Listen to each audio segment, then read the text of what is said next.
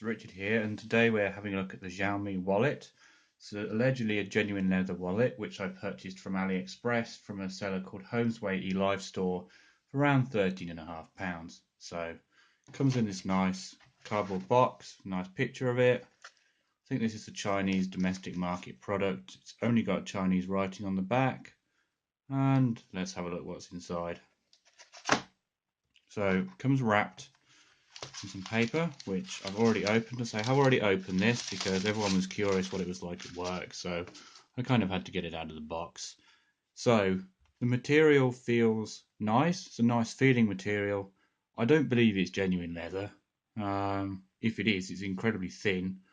So it comes with this kind of protector card thing to keep it in shape whilst it's in the post.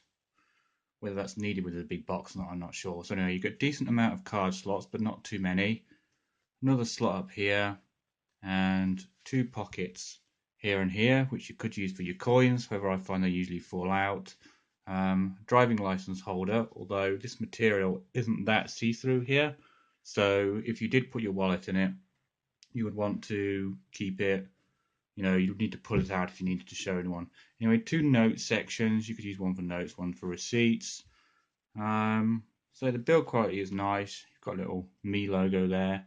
Seems to be just a decent understated wallet if you just need something cheap. I'm not sure how robust it's going to be.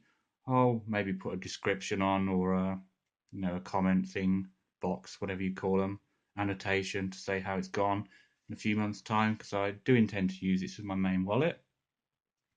So yeah, if you have any questions, which I doubt you do because it's just a wallet, then feel free to let me know, and thanks for watching. Have a nice day.